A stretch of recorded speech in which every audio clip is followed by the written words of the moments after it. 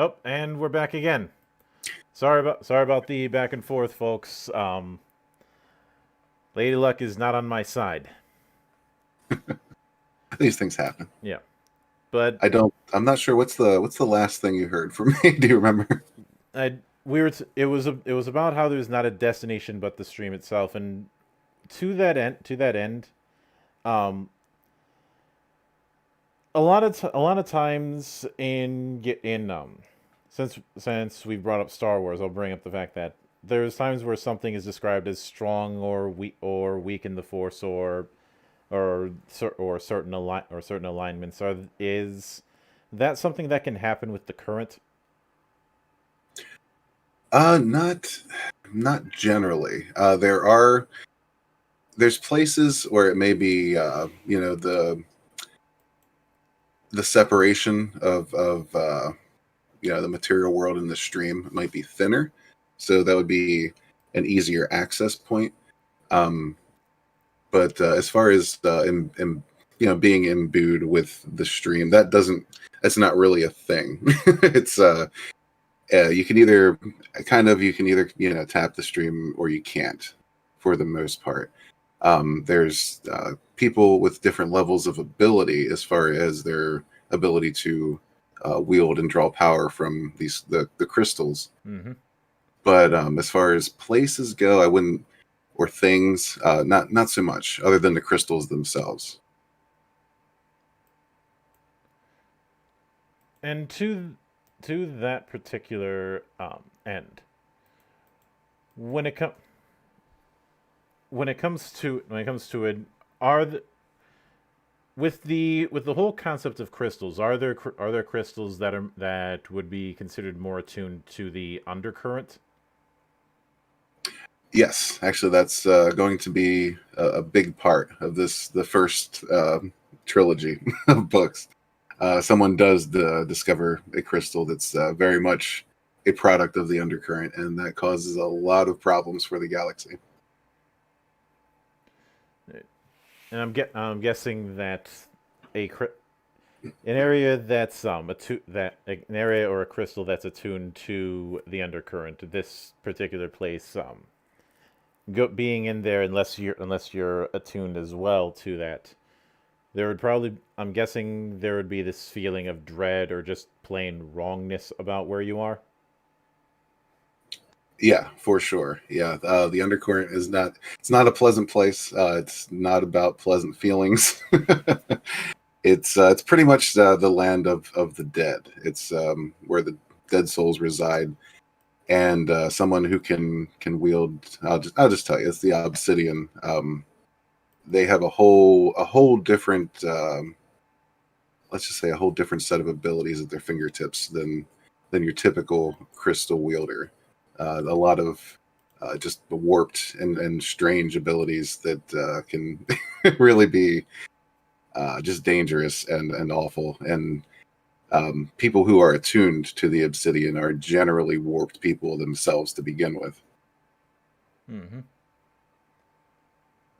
Now, when it comes when it comes to when it comes to some of the other technological aspects, like when it comes to say ships, um, are we still dealing with ship designs where where you're gonna have things as small as fighters and as large as capital ships, or are these ships going to be more in the fantastical realm of things? As far as ships go, I would say I definitely took a lot of my cues from Star Wars in that regard. There are, yeah, very much capital to fighter scale starships. There's cruisers in between, like freighter size ships. Mm-hmm. Um, there's not a lot of huge, ridiculous ships. There might be a small number of those throughout the galaxy, but they're property of very, very powerful people doing very big things. But yeah, as far as scale goes, it's, yeah, generally speaking, it's fighter scale to capital scale. Mm-hmm. I stuck with that basic layout. So the biggest ship that you'd typically find would be a space version of a carrier. Yeah, more or less, maybe a little bigger. Yeah, the I guess if you want to put it this way, the Star Destroyer equivalent in SUNSWORN is called a Warhawk, and those are pretty much the most dangerous ships you're going to encounter at any given time. Um, like I said, with a few exceptions, but we're not gonna have any kind of Dark Empire scenario here where we have fleets of world destroying ships. Well, to be honest, when I look at the whole threat of world destroying ships that the Empire has in Star Wars, I look to them, then I look to the Imperium of Man, and then I start laughing because I can pretty much picture the conversation like this: the Death Star can destroy a planet in a single blast, and then the Imperium of Man comes up and says, "What? First time?"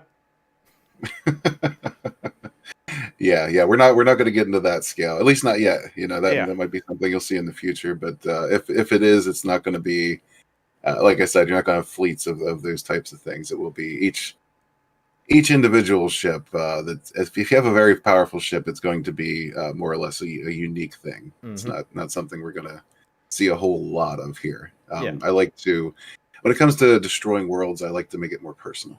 Yeah. Um, and not honestly, I think you can get more narrative potential out of just destroying half of a planet instead of all of it. Oh yeah. That said, when it comes since you brought up that comparison with the Warhawk, let's go the opposite end.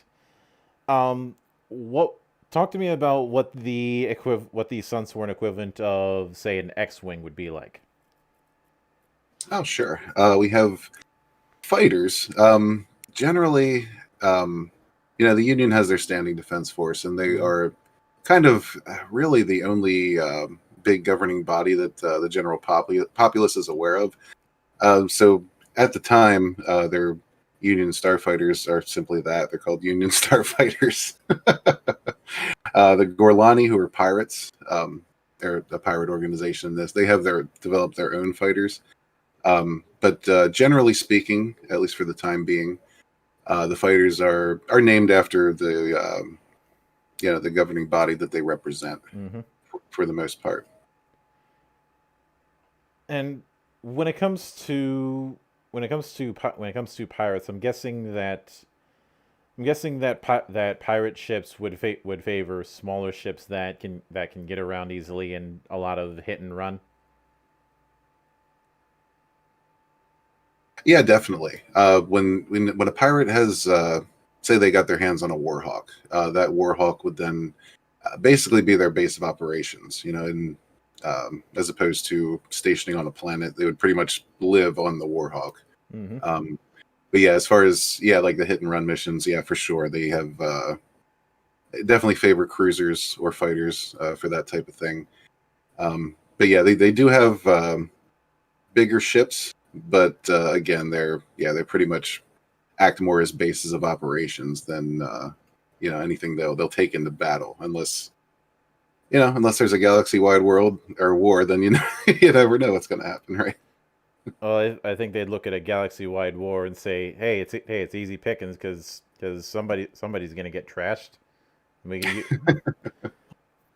Well, it depends on the organization too. See the we just take the Gorlani for mm-hmm. example, because they're the only real pirates that you'll be introduced to in the first book. Um, they they function. They're kind of thieves with honor for the most part. What actually sparks this whole conflict is kind of a rogue group of Gorlani that made a pact with the Violet Circle, unbeknownst to their superiors or the Astro Union itself. And Union representatives are sent in to negotiate because they've claimed an entire star system, and it just gets a little hairy from there. But yeah, you have, even amongst pirates, there's rogue factions in this. Some are more honorable, some are more cutthroat. Depends who's leading. Mm-hmm. And when it com when it comes to the when it comes to the other now when you mentioned that they're effectively gentleman thieves, is it a case where they'd send out a note saying, "Hey, we're stealing you. Hey, prepare your defenses because we're going to steal your stuff, and we're still going to steal it, no matter how good your defenses are." Well, it depends on the faction again, Mm-hmm. but on a whole, they wouldn't go that far. If they're planning on stealing something, they're gonna steal it. No real note to be had, but they lay down general rules as well, like this minimal killing if possible. Sometimes, um, I'll just tell you the first three chapters are available for download on the Indiegogo page. So you're going to learn about King Krug, who is the son of King Rock, and they have a very different view on how things should be handled. Krug is much more, um, go in guns blazing and take it, whereas Rock is much more, if you can take it under, as stealthy as possible, do it that way. If you can take it without conflict, his father King Rock is very much more. He's more honorable. Yeah, has uh, more respect for life. Whereas Krug just takes what he wants, but without asking. So again, it depends. Yeah, there's not going to be any kind of love letters letting people know they're coming in either case. But yeah, the value of life varies differently between these two factions. All right. Now, whenever I've seen discussions with more cynical people in regards to science fantasy, one query they often have is what I've dubbed the melee question, i.e., why melee is still would still be treated as a high level of importance when firearms are so pervasive.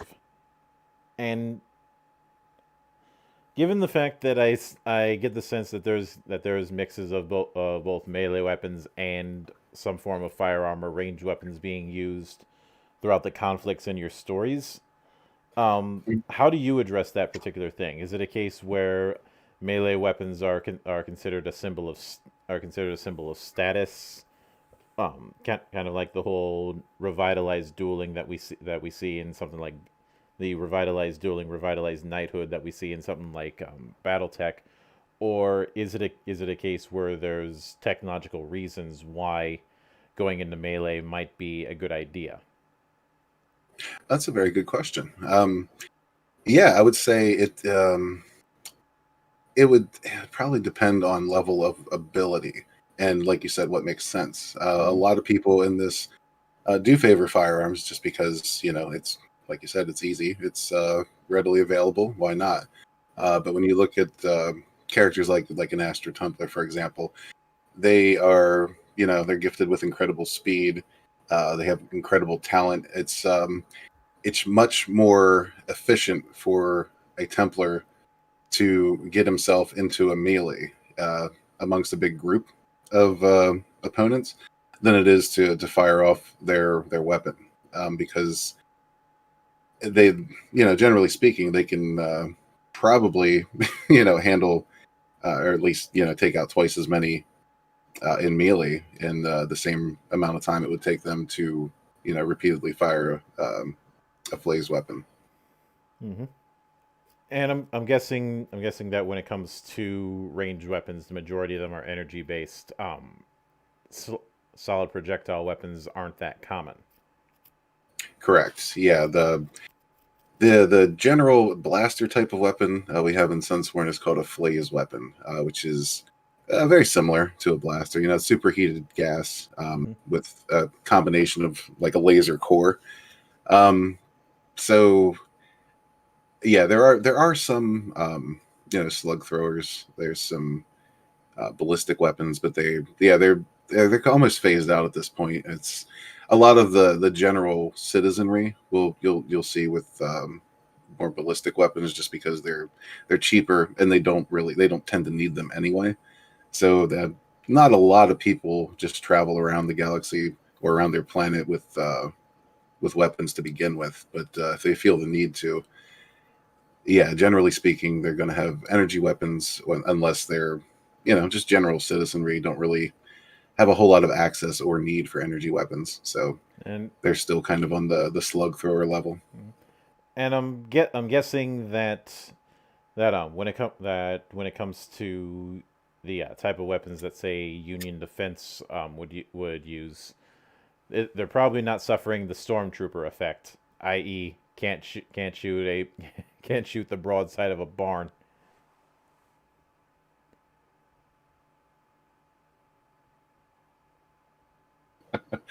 Well, I mean, they're,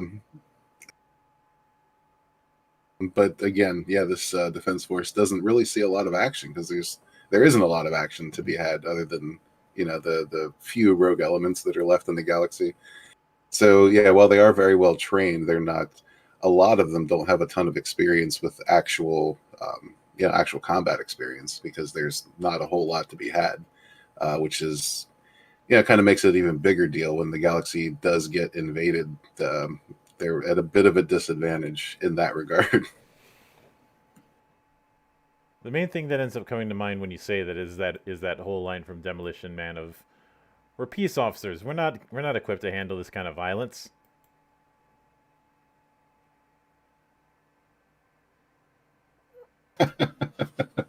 Well, we're not quite on a Demolition Man level. Thank God. It's not quite that utopian of a society. It's they're aiming for utopian society. They're not quite there yet. But yeah, I mean, most of the citizens have a pretty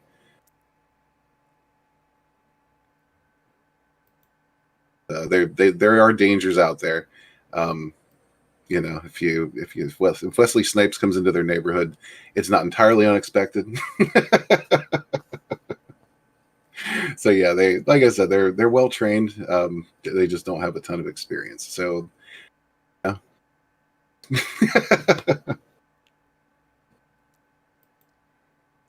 And when it co- now you mentioned earlier about this being a trilogy, Hmm. and I can infer by that Edge of Annihilation is the first book.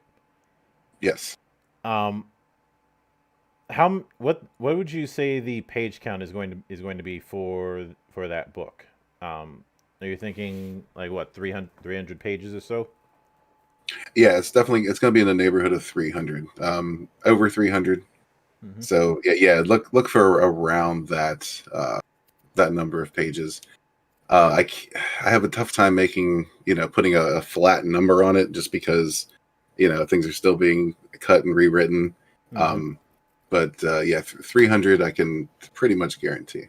Yeah, that's why typically when I ask that kind of thing, it's always assumed to be a ballpark number because Yeah. obviously just because one of the main characters on the cover has a crystal ball doesn't mean you or I do.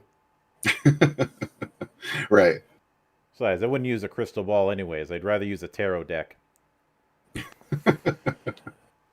And when it comes to the visual companion, is that going to be around the same size or is that going to be smaller? It's going to be much smaller. I'm aiming for 32 pages for that. It's going to be more of a perfect bound comic